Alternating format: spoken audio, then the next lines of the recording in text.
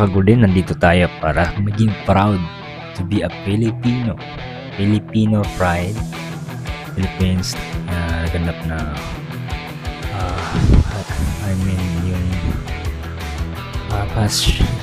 yung hawking, qualifying for the presentations award as the top 2025 na sa France, no? Sa France. So ito lang yung aking nakikita, no? Kasi may mga nakita akong mga yung side of comment lang isang babae na na-stress siya o something. Baga dapat maging proud tayo dahil sa part na yan dahil merong Pilipino na pinipresent yung ating bansa. Ay mga 18 sila, 18 yat, ay kung di ako nagkamali, 18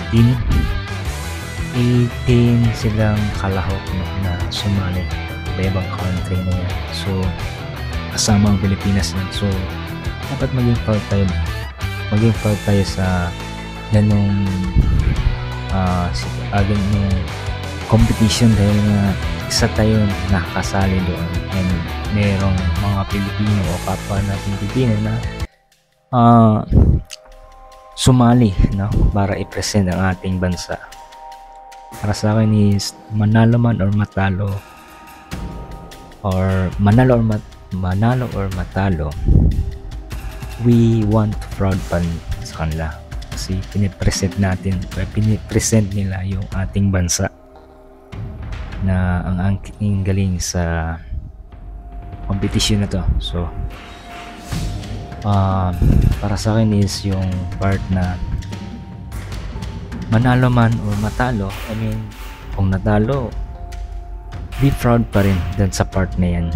Be proud. Kung nanalo sila, we just be best proud. Kumbaga, also the same lang din lahat. Parehas lang, manalo or matalo, proud tayo dahil sa ating bansa or merong nagpe-present sa ating bansang Pilipinas na yung Pilipino na sumali dyan sa part na yan, na contest na. Bonus na lang yung manalo. At kung natalo, we just be proud pa rin. We are support, no? Kailangan maging supportan natin sa kanila dahil nga karangalan natin sa bansang yun. Karangalan. So wag tayong maging negatibo. Yung mga better na hindi naman nakaka-appreciate sa even kung hindi siya nanalo, hindi tayo nanalo dun sa competition na yan.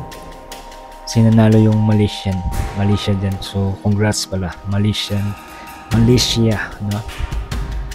So congrats sa kanilang nakuha nila yung trophy, yung title. But we proud pa rin sa Pilipinas dahil nga yun ay pinipresent nila at yung ating culture of Philippines, no? Yan, diba? Makikita mo yung mga ma-appreciate mo dapat yun. Hindi yung ma-stress ka sa part na yun. So we just thank or we are proud from him, yung mga nasa likod niyan sa mga ano na yan, mga sumali, no, na mga Pilipino. So good vibes and likes. Sana magustuhan nyo yung comment ko. This is the honest reaction for me. Maging maging totoo tayo dun sa part na. So we are proud the Philippines. We are proud the contestant that enter of the contest is naganap sa France, na kung di ako nabalik, pakita ulit lang o kung tama.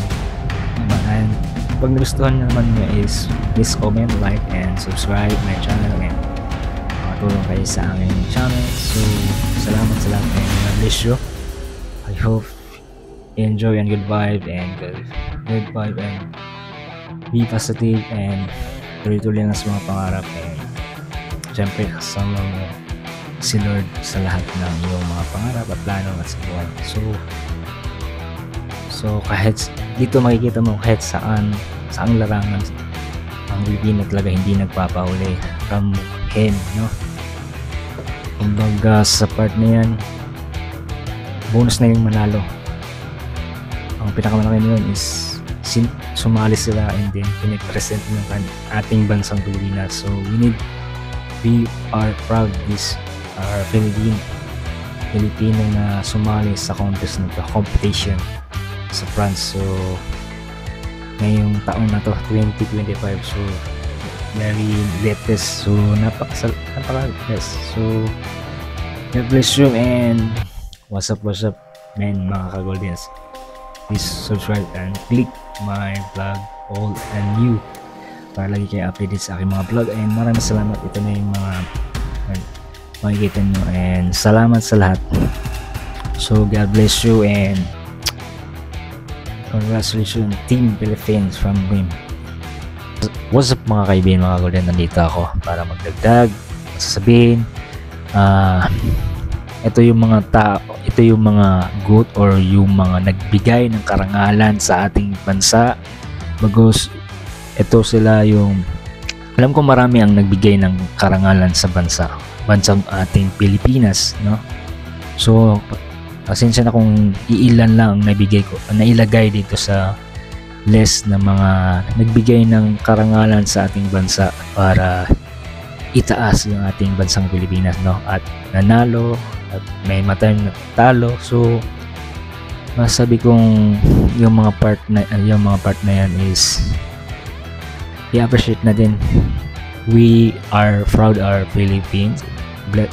Ito yung bagong nag-iisa, our first Asian na The Voice of Philippine in the USA. So ito si Sapunma. And